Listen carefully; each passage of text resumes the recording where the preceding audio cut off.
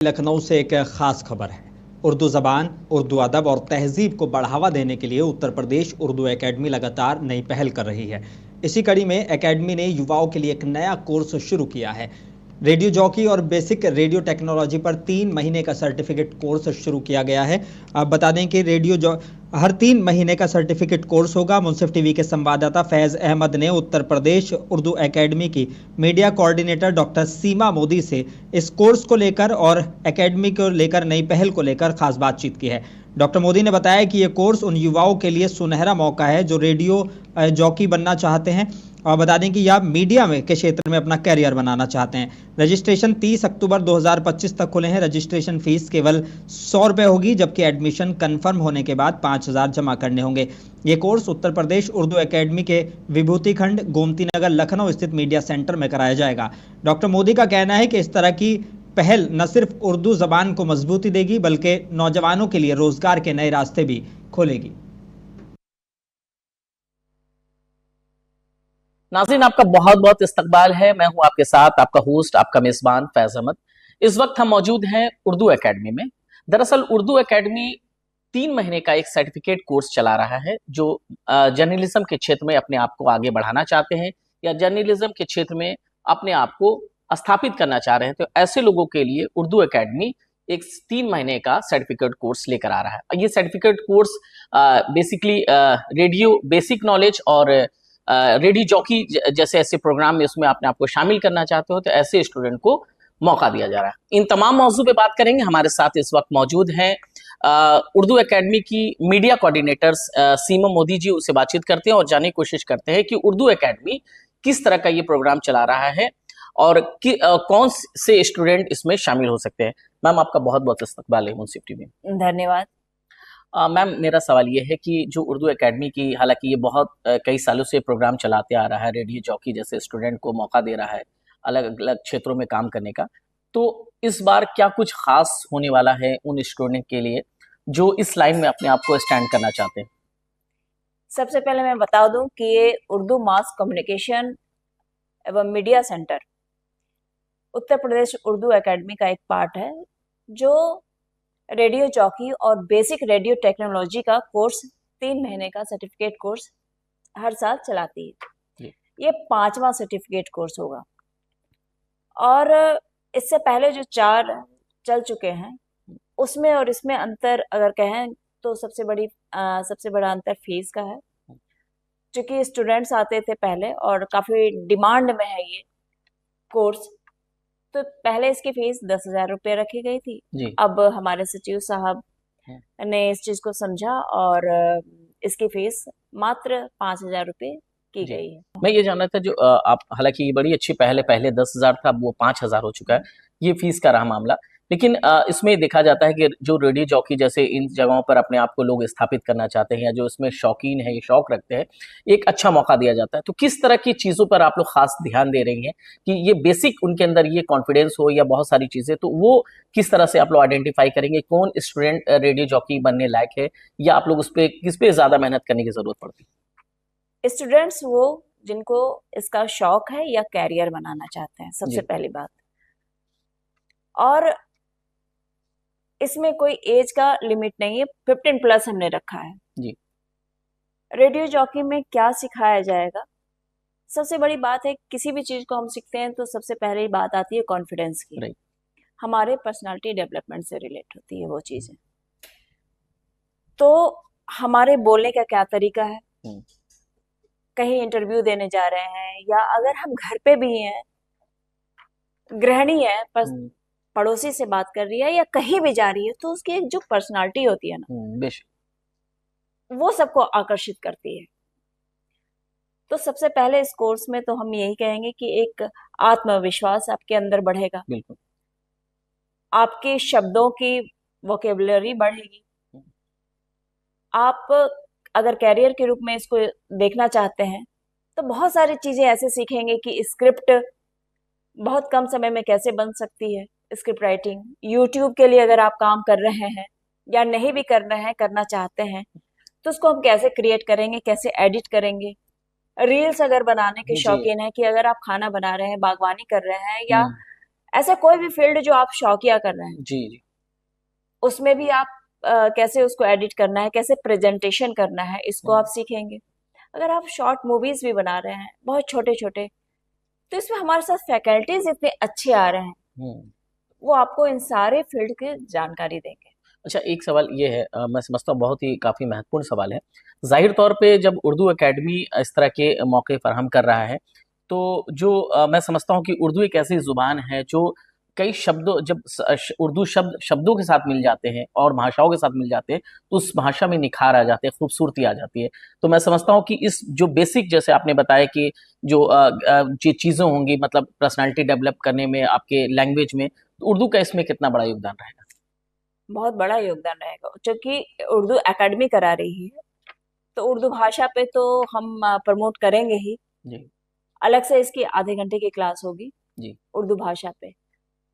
और उर्दू और हिंदी तो अलग नहीं है। बिल्कुल।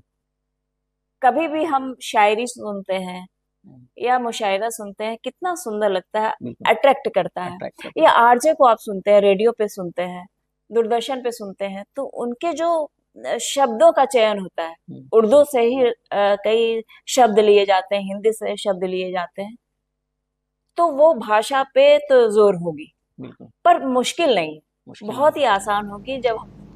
और दीपावली की रात भर पटाखे और आतिशबाजी होती रही, जिससे आगरा की हवा में और अधिक प्रदूषण का जहर घुल गया। आज सुबह प्रदूषण की वजह से ताजमहल धुंधला दिखाई दिया। एयर क्वालिटी इंडेक्स खराब कैटेगरी में है।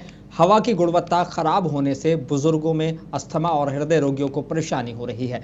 अधिकारियों का कहना है कि आगरा का AQI आज शाम 4 बजे कल शाम 4 बजे तक सामान्य था, लेकिन अब शाम 4 बजे तक AQI 149 और उसके आसपास ही दर्ज किया गया था। लेकिन रात में हुई आतिशबाजी से AQI धीरे धीरे बढ़कर 300 तक पहुंच गया है।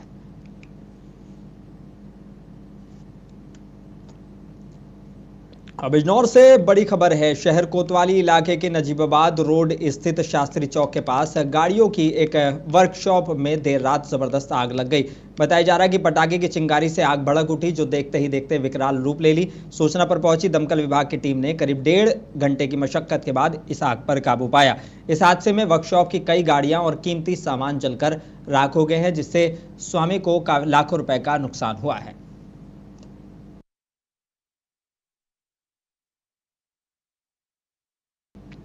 और बिजनौर से एक दर्दनाक खबर सामने आई है। बता देंगे जहां प्रेमी युगल ने जहरीला पदार्थ खाकर अपनी जान दे दी है।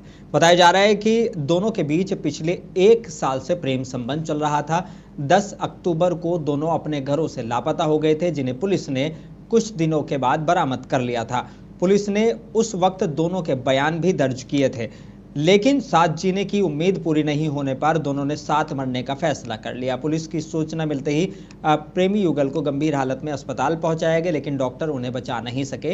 ये पूरा मामला किरतपुर थाना इलाके के हुसैनपुर गांव का है। फिलहाल पुलिस ने शव को कब्जे में लेकर पोस्टमार्टम के लिए भेज दिया है।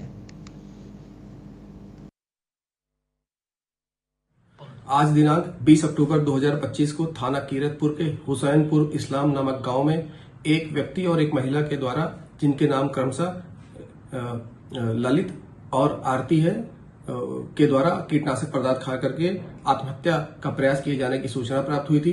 सूचना प्राप्त होती स्थानीय पुलिस बल मौके पर पहुंचकर दोनों को ही CHC कीरतपुर भर्ती कराया गया, जहां पर उनकी हालत गंभीर होने पर जिला अस्पताल बिजनौर रेफर कर दिया गया था। इलाज के दौरान दोनों ही लोगों की मृत्यु हो गई है। मृत्यु पश्चात दोनों ही लोगों के शवों को पंचायतनामा की कार्रवाई करते हुए मृत्यु के सही कारण को जानने के लिए पोस्टमार्टम हेतु शव को मोर्चरी भिजवा दिया गया है। आजमगढ़ से बड़ी खबर है। जहानागंज थाना इलाके के ग्राम कोड़वा में दीपावली की रात एक 18 साल के लड़के विवेक यादव की गोली मारकर हत्या कर दी गई। मृतक ITI का छात्र था। प्रारंभिक जांच में ये मामला 2 पट्टीदारों के बीच विवाद से जुड़ा बताया जा रहा है। SSP डॉक्टर अनिल कुमार ने घटनास्थल का निरीक्षण किया और पुलिस ने विशेष टीमों का गठन कर आरोपियों की गिरफ्तारी शुरू कर दी है। इलाके में तनाव के चलते अतिरिक्त पुलिस बल तैनात किया गया है। मौके से एक बाइक भी जब्त की गई है। आज रात्रि में ग्राम कोडवा थाना जहानागंज में एक युवक को गोली मार के हत्या कर देने की सूचना प्राप्त हुई। तुरंत पुलिस मौके पर पहुंची और यह जानकारी मिली है अभी तक की जांच के अनुसार कि दोनों पक्ष आपस में पाटीदार हैं। किसी मामूली बात पे कहा सुनी पे एक पक्ष द्वारा एक युवक। लखीमपुर खीरी से दीपावली की रात एक ऐसी दर्दनाक खबर आई जिसने खुशियों को मातम में बदल दिया। कस्ता कस्बे में देर रात शराब के नशे में बड़े भाई ने पैसों के विवाद में अपने ही छोटे भाई की धारदार हथियार से गला काटकर हत्या कर दी।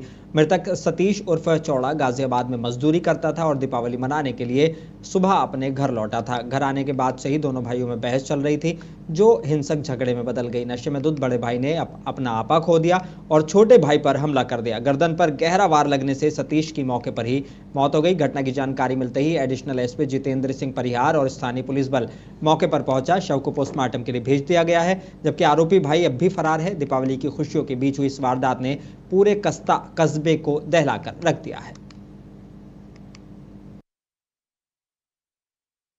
कासगंज से बड़ी खबर है। गंजडवारा कोतवाली इलाके के ठकरई गांव में दबंगों ने एक ही परिवार पर जानलेवा हमला कर दिया। लाठी डंडों से हमला करने पर 3 लोग गंभीर रूप से घायल हुए हैं। हमले में एक युवक पवन की निर्मम हत्या कर दी गई। परिजन शव को कोतवाली में रखकर विरोध करते रहे और आरोपियों के खिलाफ हत्या का मुकदमा दर्ज करने की मांग पर अड़े रहे। घटना की जानकारी मिलते ही कई थानों की पुलिस फोर्स मौके पर पहुंची। पुलिस अधिकारियों ने समझा बुझाकर मामला शांत किया और मृतक के शव को पंचनामा भरकर पोस्टमार्टम के लिए भेजा है। अब बिजनौर से बड़ी खबर है। आज पुलिस लाइन में स्थित शहीद स्मारक पर पुलिस स्मृति दिवस के मौके पर शहीद जवानों को भावपूर्ण श्रद्धांजलि दी गई है। इस मौके पर पुलिस अधीक्षक अभिषेक झा ने शहीद पुलिस जवानों के नाम और उनके वीर गाथाएं पढ़कर सुनाई। उन्होंने कहा कि इन वीरों के बलिदान को कभी भुलाया नहीं जा सकता। कार्यक्रम के दौरान शहीद स्मारक पर पुष्प अर्पित किए गए और 2 मिनट का मौन रखकर शहीदों को शोक का सलामी दी गई। इस मौके पर जिले के तमाम पुलिस अधिकारी और जवान मौजूद रहे, जिन्होंने देश की सुरक्षा में शहीद हुए पुलिसकर्मियों को नमन किया। अब बिजनौर से इस बार की दीपावली एक बेहद खूबसूरत तस्वीर सामने आई है। मंडावली थाना इलाके के मुसेपुर स्थित आर्य सुगंध संस्थान में पुलिस अधीक्षक अभिषेक झा ने अपने परिवार के साथ दिव्यांग और अनाथ बच्चों के बीच दीपावली मनाई है।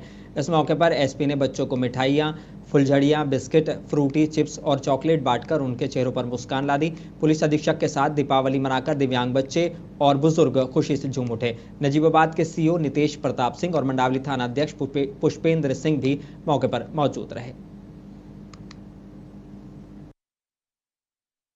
अमरोहा के पुलिस अधीक्षक अमित कुमार आनंद ने गजरौला स्थित तिगरी धाम पर लगने वाले आगामी राजकीय तिगरी मेले का तैयारियों का सघन निरीक्षण किया है। उन्होंने मेला स्थल पर की जा रही विभिन्न व्यवस्थाओं का भी जायजा लिया। निरीक्षण के दौरान पुलिस अधीक्षक ने यातायात नियंत्रण और सुरक्षा व्यवस्था और पार्किंग, महिला सुरक्षा, खोया पाया केंद्र और अन्य प्रबंधकों को बारीकी से जांचा है।